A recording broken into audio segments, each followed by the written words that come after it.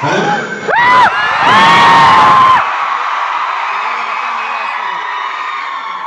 Friends, ఈరోజు మిమ్మల్ని అందరినీ తెలుసుకుంటే నేను కూడా కుర్రాడు అయిపోయానేమో అనిపిస్తుంది. ఎందుకంటే 2 months నుంచి మీ కాలేజీ యూనియన్ కుర్రాళ్ళు శ్రీనివాస్ గారు, సుబుద్ధి గారు, ఆదిగారు అందరూ వచ్చి నన్ను కంపల్సరీగా రావాలని అన్నారు.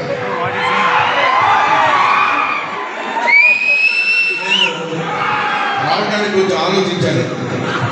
ఎందుకంటే ఈ స్టూడెంట్స్ అంటే ఒకవైపు చాలా ఆనందంగా ఉంటుంది, ఇంకొకవైపు భయం. నేను అక్కడ కూర్చున్న రోజుల్లో ఇక్కడ ఉన్న వాళ్ళు ఎలా ఉండేవాళ్ళో నాకు తెలుసు. ఇక్కడ ఉన్న వాళ్ళు మాట్లాడుతుంటే అక్కడ నుండి మనం ఏం చేస్తామో కూడా నాకు తెలుసు. సో ఏమైనా ఈరోజు ఈ యానివర్సరీకి సంబంధించి ఇక్కడికి వచ్చి మిమ్మల్ని అందరినీ కలుసుకుని మీతో మాట్లాడి మీతో హ్యాపీనెస్ షేర్ చేసుకుందామన్న అభిప్రాయంతో నేను ఇక్కడికి వచ్చాను. I'm so happy to meet you here. ఇంకా చిన్న విషయం మీకు ఏం చెప్పాలంటే, మామూలుగా యానివర్సరీస్ ఇట్లాంటప్పుడు మనం చాలా సరదాగా ఉంటాం, సరదాగా ఎంజాయ్ చేస్తాం, సరదాగా గడుపుతాం. ఈ 1 day or 2 days or 3 days. After that, what will be the future of ours? Brahmanandam ఒకప్పుడు కాలేజీలో లెక్చరర్. కాలేజీలో లెక్చరర్ అవడానికి నేను పడిన నా కేవలం ఇక్కడికి రావడానికి నేను కారణం ఏంటంటే, చాలా మంది చదువుకోవడానికి కానీ ఫైనాన్షియల్గా, క్యాష్ పరంగా, ఆర్థిక పరంగా అనేక రకాలుగా ఇబ్బంది పడే వాళ్ళు ఉంటారు చాలా మంది. వాళ్ళకి ఒక మాటలో చెప్పాలంటే ధైర్యం చెప్పడం కోసం నేను కనిపించాను. ఎందుకంటే చదువుకోవాలి అనే గోల్, అనే గమ్యం మనకు ఉన్నప్పుడు you should love the goal as well as you should love the path also. గమ్యం ఒక్కదానే కాకుండా మార్గాన్ని కూడా మనం ప్రేమించాలి. మార్గ మధ్యలో అనేక రకాలైన ఇబ్బందులు, డిస్టర్బెన్సెస్ అన్నీ వస్తాయి. ఒకప్పుడు my family, I belong to a very poor family. Very poor family. My father was blessed with 6 kids and 2 daughters. ఆయన అప్పుడు చదివించాలంటే ఆ రోజుల్లో చాలా కష్టపడేవాడు. ఎందుకంటే చదువుకోవడానికి కావాల్సినవన్నీ చేయడానికి పూర్ ఫ్యామిలీకి ఇచ్చిన వాడు ఎంత కష్టపడాలో తెలుసు. అయినా నేను నా decision is I want to complete my post graduation any cost. ఎలాగైనా కానీ కష్టపడి చదువుకొని ఎన్నో అడ్డంకులు వచ్చినా సరే, ఎంతమంది చిన్న అవహేళనలు తప్ప డబ్బు లేదు అంటే, డబ్బు లేని వాడిని చూడండి, అసలు పదంలోనే ఎంత తేడా ఉంటుందంటే, డబ్బు లేని వాడిని పేదవాడు అంటారు, డబ్బున్న వాడిని ధనవంతుడు అంటారు.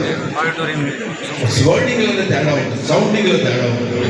అటువంటి స్థితి నుంచి మనకి ఆదర్శం ఎవరవ్వాలి అంటే ఒక లాల్ బహదూర్ శాస్త్రి, అంబేద్కర్. ఇవాళ మనకున్నటువంటి వాళ్ళలో ఆయన ఎవరు, అబ్దుల్ కలాం.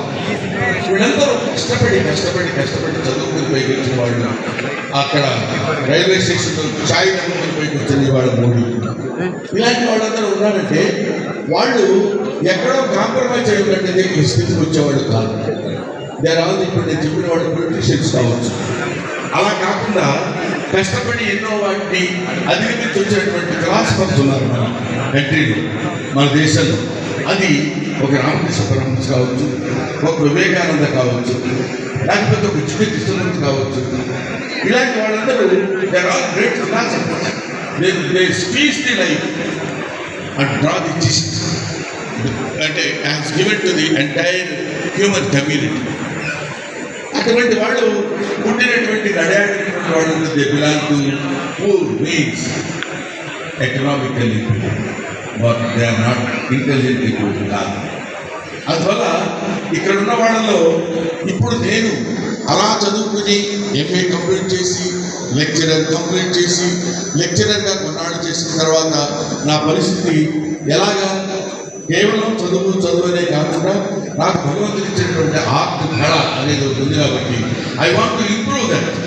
దాన్ని ఇంప్రూవ్ చేసుకోవాలంటే నాకు ఆ గుర్తింపు రావాలంటే నేనేం చేయాలి, ఏం చేయాలని నేనే మార్గాన్ని అన్వేషిస్తున్నప్పుడు God has shown me the way. God will give you always chance. He won't give you choice. మనకి ఏం చేయాలో చెప్తాడంటే తప్ప ఈ ఐదాన్ని ముందు పెట్టి ఏం కావాలని కోరుకుంటే అని చెప్పడం. ఇచ్చే దాన్ని మనం సద్వినియోగపరచుకోవాలి. అలాగే నాకు సినిమాల్లో నటించేటువంటి అవకాశం వచ్చింది. సినిమాల్లో నేను నటించి ఇవాళ ఈ స్థితికి వచ్చి ఆ తర్వాత సినిమాల్లో నటించడం ద్వారా డబ్బు సంపాదించి దాని తర్వాత ఎందుకంటే పావర్టీ నుంచి ఒక అడుగు ముందుకెళ్ళాలంటే నెక్స్ట్ స్టెప్ ఏంటంటే డబ్బు. Should earn money. If you have money you will be respected. ఇంగ్లీష్లో ఒక ప్రొవర్బ్ ఉంది, a rich man's joke is always funny.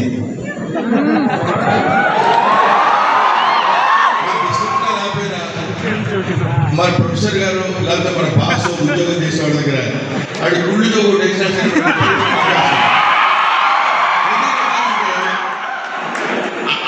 అలా ఉంటే కానీ మన జీవన విధానం మన బతుకుదరు ముందుకెళ్ళదు కాబట్టి అటువంటి స్థితి నుంచి ఒక్కొక్క అడుగు వేస్తూ వచ్చి ఇవాళ మీ ముందు నిలబడి ఇంతమంది స్టూడెంట్స్ని అడ్రస్ చేయగలిగినటువంటి కెపాసిటీ నాకు భగవంతుడు ఇచ్చాడు అంటే అది పట్టుదల, కృషి. ఆ పట్టుదల కృషితో నేను ఇవాళ ఎక్కడ ఉండగలిగానంటే మీరు ఒకటి గుర్తుపెట్టుకోండి, ఎప్పుడు కాంప్రమైజ్ అయిపోయి లైఫ్తో ఇంకా చాలు అనుకునేది కాదు. Should go ahead. Life is a game, should play.